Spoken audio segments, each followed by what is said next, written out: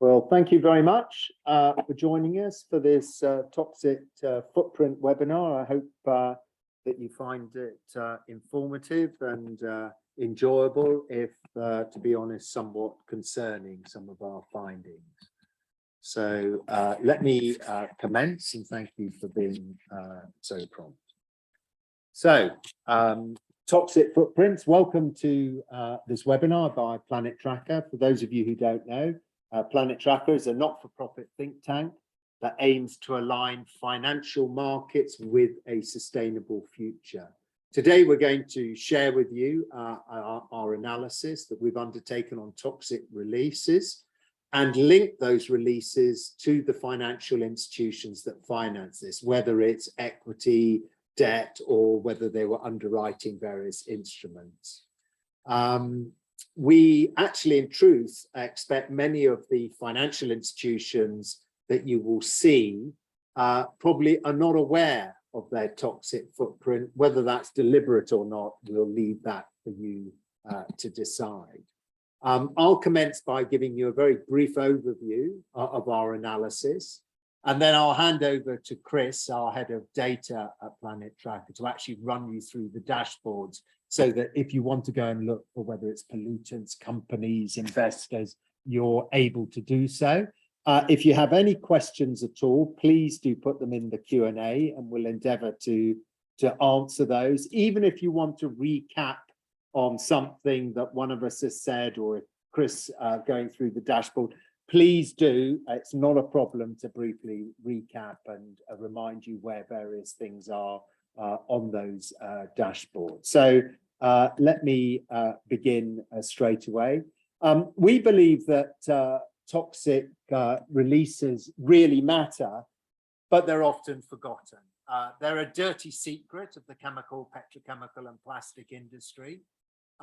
There's little doubt that a number of environmental problems linked to plastics are becoming better known. For example, you can see them listed on this slide. CO2 emissions have become more prominent. The industry is often viewed as the third largest emitter after the likes of iron and steel and cement. Single-use plastics, they feature now, unfortunately, on many nature programs where you see animals, flora and fauna actually impacted by single-use plastics.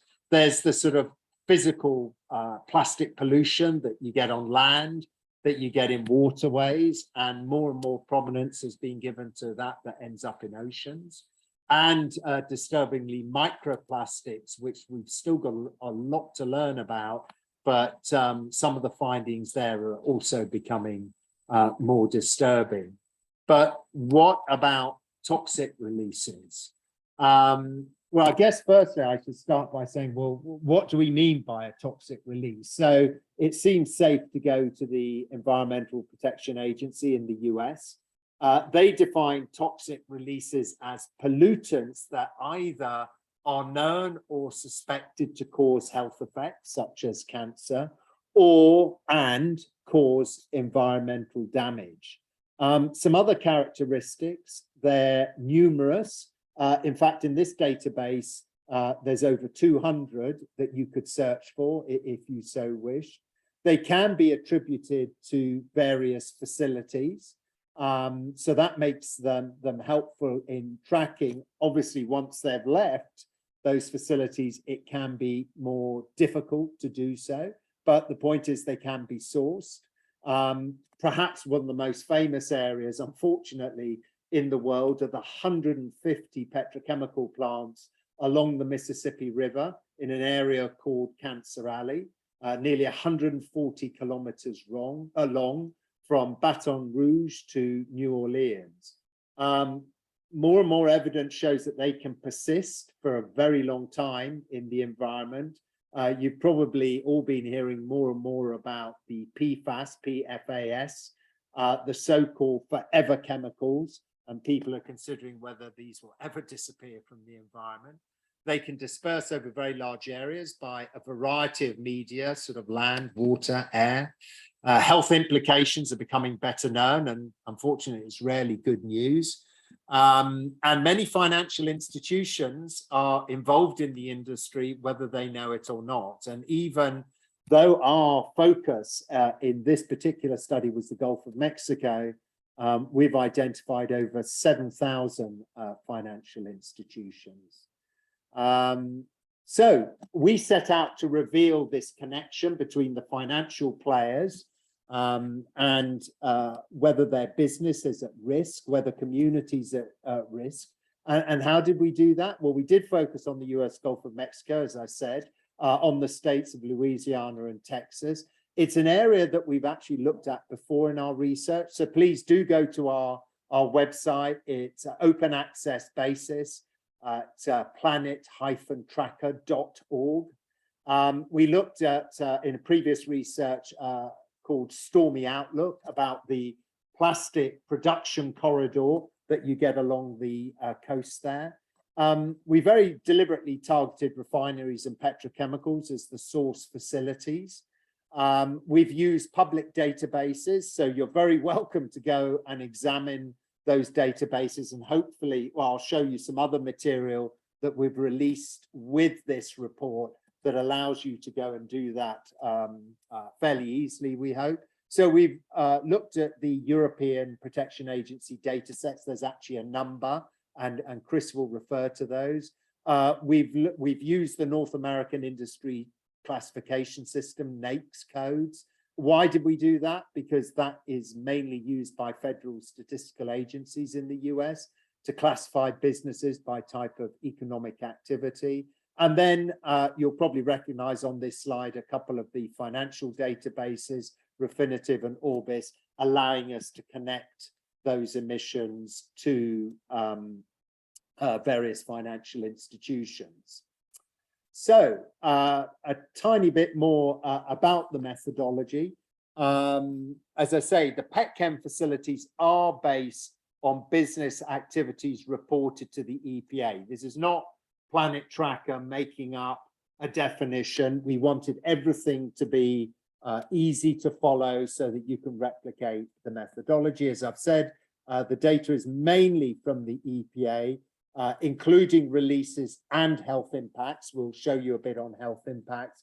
And the main source of the financial data, as I mentioned earlier, was Refinitiv, though we did use some others as well. And that's allowed us to connect the two. So what were the high-level findings? Well, there's 4 companies that account for about 75% of the total releases. So if you're looking for the worst offenders, this should give you an indication. Also, by the way, the dashboard will give you a clue of that as well. And you can see that Olin Corp here actually features as #1 and #2 in percentage of toxic releases. And this is a company, to give you some context, it's actually a manufacturer and distributor of chemicals, for those of you who don't know, and also ammunition. And its EBITDA, to give you some sort of financial context to this, they're giving guidance at the moment for 22 of between $2.5 and $2.7 billion in terms of EBITDA. So do not view this as a poor company. And it's also a company very confident about its future. It's just bought back over $400 million of shares and has announced a further share buyback of another $2 billion. We examined, if we look at these facilities, we also wanted to know, okay, we've identified them, we know where you are, do you actually follow the rules? And what you see here is, again, from one of the EPA databases, that 452, just reflect on that number for a moment, 452 facilities were fined in these 2 states over the last 5 years for breaches to their regulation. You can see in this graph for both Louisiana and Texas, the top 10 that were fined in the last 5 years. This is in US dollars in millions. And you can see that ExxonMobil is top of the list. You can also notice, and actually we discussed this a bit further in the note, that Texas generally imposes higher fines than those of the other state, Louisiana. In number 2 position is Valero, which I'm sure many of you know. It's the biggest independent refiner, in fact, in the world. And it describes itself on its website as, quote, the best in class producer of fuels and products that are essential to modern life. I'll let you decide whether you think that's a fair reflection or not. And then what about the investor presence? As we said, you know, we've mapped over 7,000 financial institutions that contribute to these toxic releases. Here are the top 10 investors. Probably in reality, the list doesn't surprise you very much, because you see the asset manager giants, Vanguard, BlackRock, State Street, Fidelity, all there. Further down is Capital. So those large players are all present. Maybe Berkshire Hathaway is the one that's a bit unusual in the normal list that you would view, but those are the most exposed financial institutions. And what's the research that we're releasing? Well, there's the toxic footprint report that I've just given you some very brief highlights. For those who really want to go into the detail, we've also provided an EPA data handbook, guidebook, that will allow you to quickly get an assessment of the different databases that Chris and his team have been using and how you may want to consider using them. There's also a methodology annex if you want to replicate or check anything the way that we've done it. Please go and have a look at that. If you've got feedbacks and comments, don't hesitate to come back. There's also actually a further annex which lists every facility that we've also looked at. If you want to go and identify a particular facility, it gives you a facility ID to make sure it doesn't get confused with any other one. The parent company, the county, the state, and the zip code. I think you get the idea. We're trying to provide all this, but we've also added a couple of dashboards. And the idea here is to make the experience more interactive. And it's on that point that I'm going to hand over to Chris, who is going to briefly run through how to use these dashboards. Chris, let me hand over to you. Thanks very much. Thanks. And you can see my screen with the dashboard? Thank you. Perfect. So as John said, there are 2 dashboards with this project. Dashboard 1 is what you can see now. That's giving you the top list of investors, corporates, and facilities that we've identified as toxic polluters in this report. Dashboard 2 gives you more information on those investors, the corporates they're invested in, types of chemical releases released by each facility, where they're located in Texas and Louisiana, and you can go into a bit more detail. So I'll walk you through both. There's some similarities between them, so hopefully it won't take too long. Dashboard 1 here, we've got 4 options in which to filter the 2 charts below. So we have the bar chart and the table. We have this first box, which is giving you 3 metrics to choose on how to quantify the toxic releases for each of the investors, the corporates, the facilities that we're looking at. We've also included this term facility parent in, if you're familiar with the TRI toxic release inventory data set. That's a term used in there to identify the companies that run the facilities. And so sometimes they're different from the ultimate corporate entity that we've looked at for shareholding. Then you can also filter by state. So we have Louisiana and Texas, and then you can filter by county in Texas and parish in Louisiana. There's some more information around the outside of the dashboard on how to use and interpret the information in the dashboard.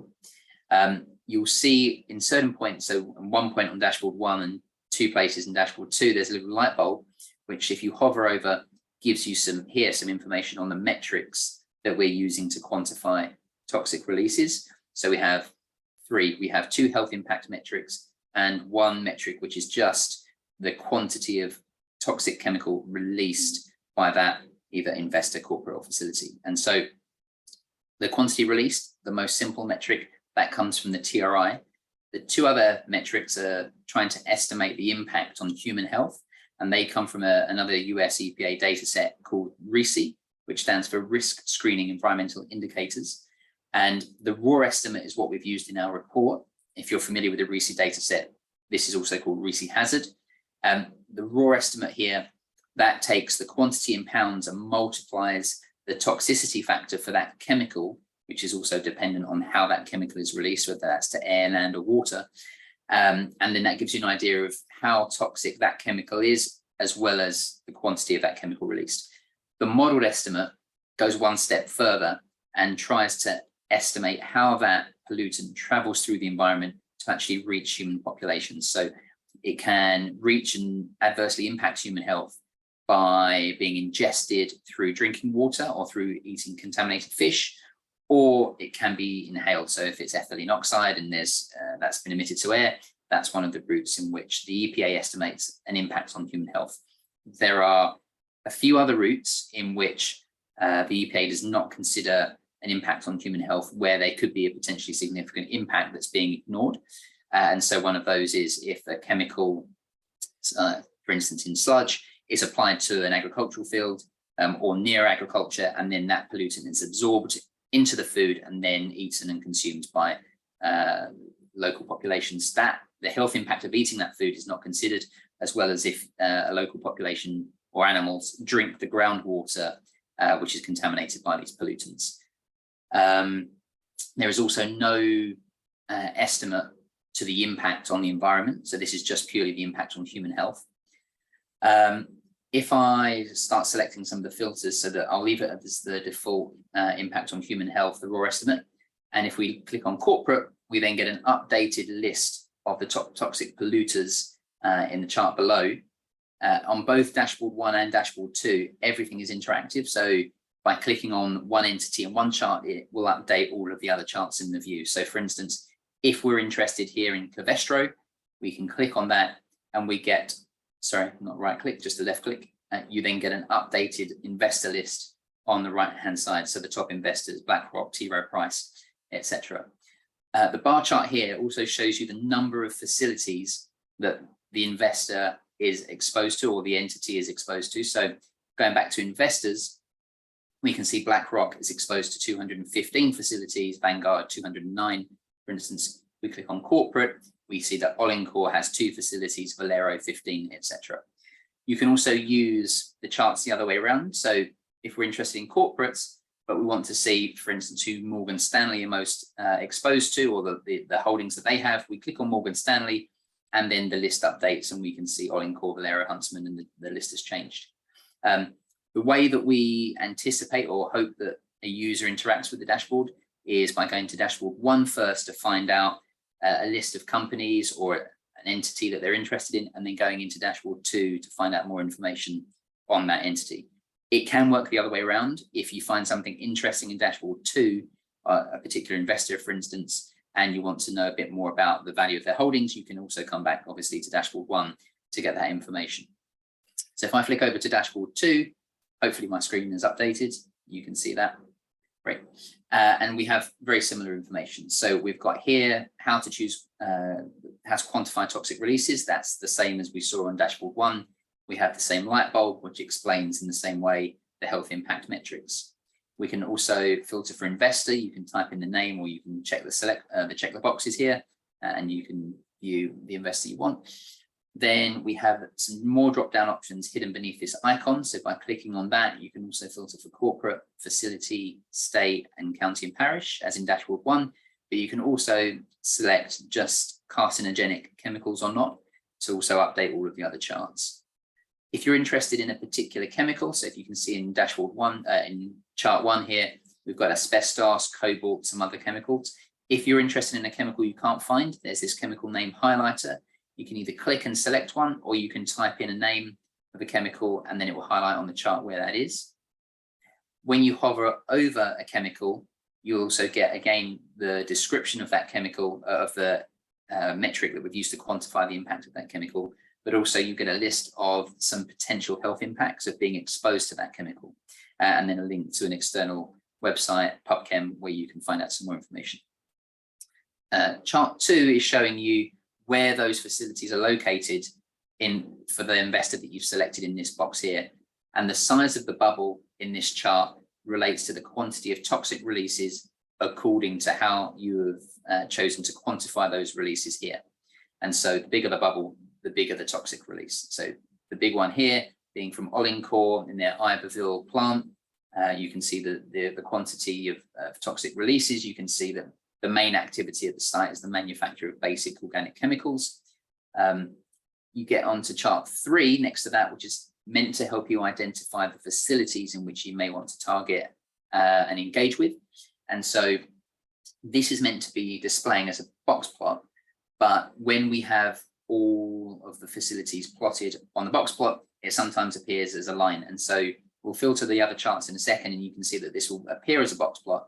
If you hover over the light bulb, you will then see how the box plot is meant to look, what it's meant to display, and how to interpret that box plot. So you have some whiskers, so you have the block, and then you have 2 whiskers extending above and below that block. Any data points beyond those whiskers, we're considering outliers and facilities that you should look to engage with and prioritize.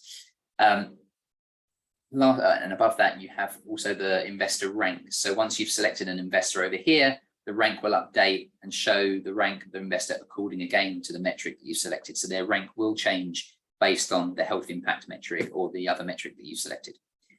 Chart 4 at the bottom is ordered by the corporate name. So it will always show you the most polluting corporate entity at the top, and then it will show you the facility parent, it will show you the facility name, the quantity of toxic releases, and the rank for that facility. The colors on this chart relate to the colors you see in chart 1. So this blue relates to asbestos, and it will tell you things when you hover over the bar, the percentage of toxic releases of that chemical that are due to that investor investing in this facility. So if we're interested in Valero Corp, for instance, we can click on Valero to find out more information about them. We'll leave it selected as all investors at the moment. And now we see that the map has updated just to show you the facilities from Valero Corp. You can start to see that a box plot appears in chart 3.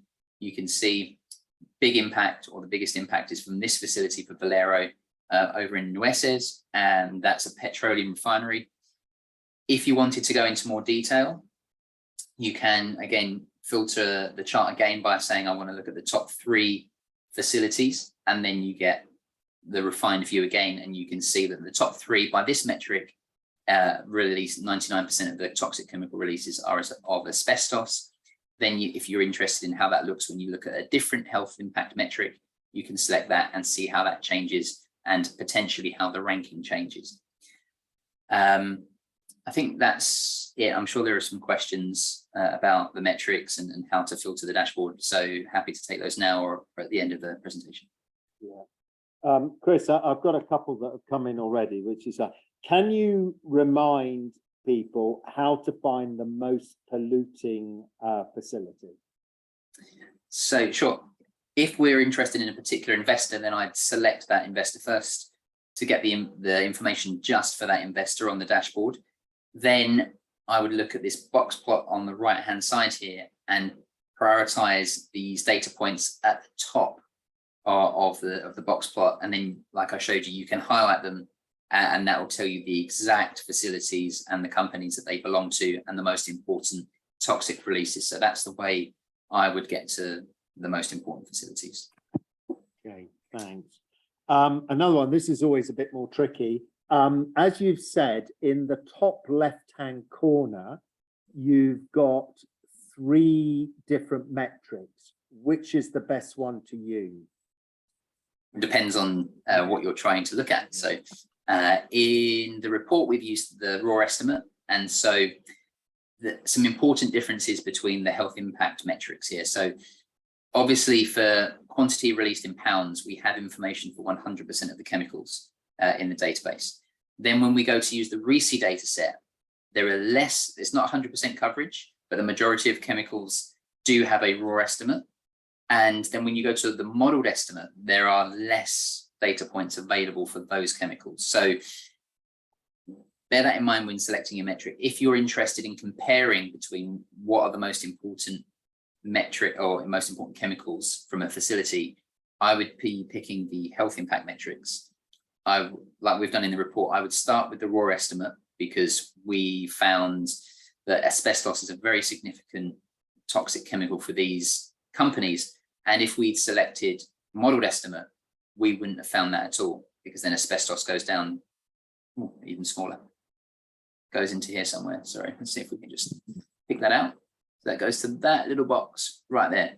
And the reason why that is because a lot of the asbestos is disposed of to landfill, which is one of those routes where the EPA doesn't calculate the health impact of asbestos going to landfill. And like we found since 1990, this was in our methodology document or in the EPA guidebook, 1 million people have died in the United States from exposure to asbestos in the last 30 years. So it's a significant chemical. It's extremely toxic. It's the most, or if not the most toxic, one of the most toxic chemicals in this database. And it's something that we would have completely missed if we'd chosen this second metric. So probably choose both, but be aware of the limitations. These are showing you the potential health impacts, not actual health impacts. We can't say that the release of asbestos is linked to a certain number of cancer cases and a certain number of fatalities, but we can say that it's the most dangerous chemical. Okay. And then it was related to that is the question about health data. What health data is actually about? I know we had to draw a line on, we were having more and more requests to expand this and it all got a bit large, but where can I find health data? And can you also remind where to go for cancer, the cancer ones and the non-cancer ones? So not in this dashboard, but in the US EPA, not in the EPA, I think in the US census data, there is a lot of data on cancer impacts. And so it will give you average cancer rates from memory for census tracts and for counties. And obviously we couldn't include that in this work to limit the amount of data that we could analyze. But there is data on actual health, I wouldn't say impacts, but cancer rates within these areas. There are, if you looked at the underlying data for the TRI, you can filter for things like whether they're carcinogenic or not. You can also filter for things like PFAS chemicals, as you mentioned in your presentation. The issue with this is we've used 2019 data. There wasn't any PFAS chemicals emitted up until that point using 2019 data, but the EPA added 100 extra chemicals that were classified as PFAS chemicals in 2020. So that could completely change in the course of 1 year, just because they have to report on these chemicals now where they didn't have to report before. So US Census, there's a lot of data, health impact data broken out by geography you can look at. Okay, thank you.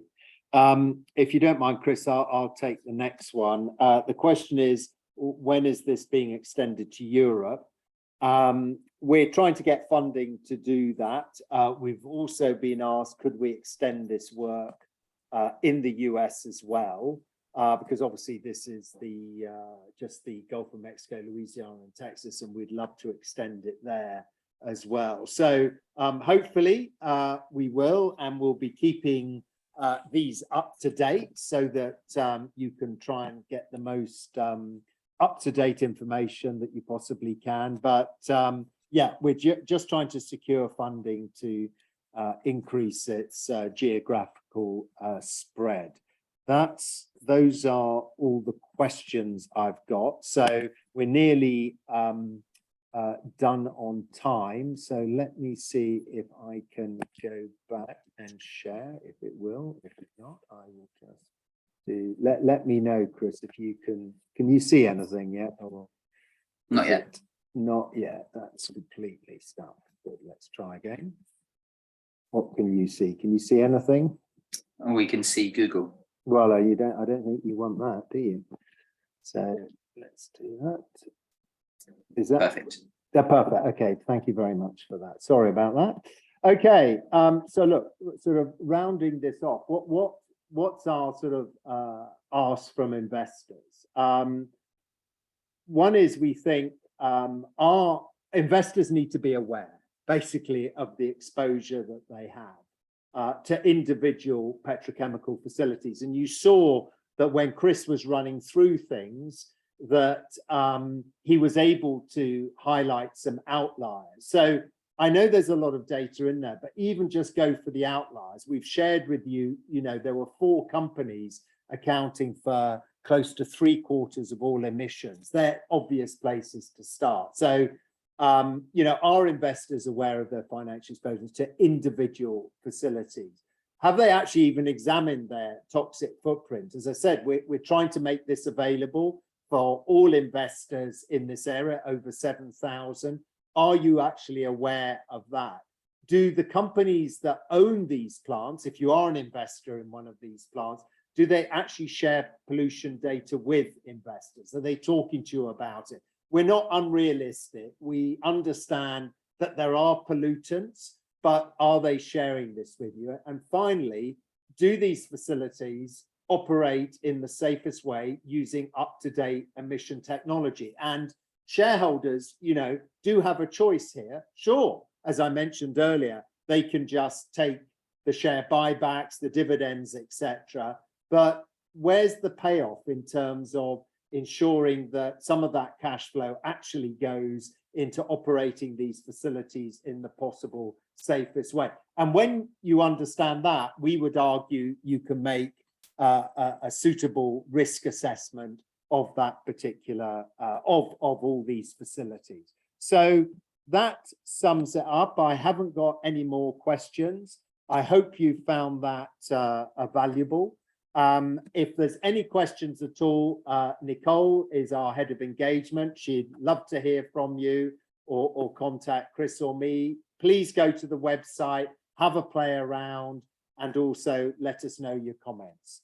Thank you very much for your time. Have a good day. Thank you.